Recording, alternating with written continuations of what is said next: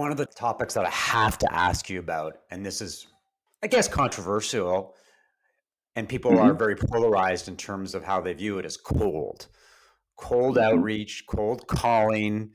You have one camp that says it's alive and well, and it's what you need to Hmm. do to reach prospects, particularly when they're busy Hmm. these days. And then the other camp says, listen, in a world full of relationships and authenticity and trust, it's just not going to work anymore. And to me, this is a really fascinating topic because there's no right answer, but it would be interesting to get your view on cold and how cold fits into your sales methodology and your sales workflows.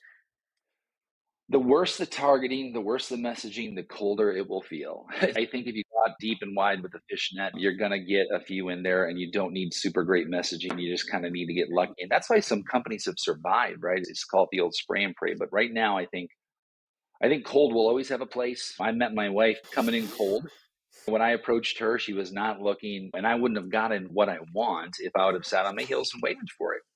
I think that those people who are bold enough to come in cold and have a very good idea of who their ideal customer is and the messaging that that customer wants, they can still survive with cold. And they will survive and they'll still have the benefits of an outbound message. But what we're seeing is traditional cold bound email is more than dead. Email is deader than a doornail. We did it to ourselves. DMs are deader than a doornail. We did it to ourselves. And cold calls are deader than a doornail because we did it to ourselves.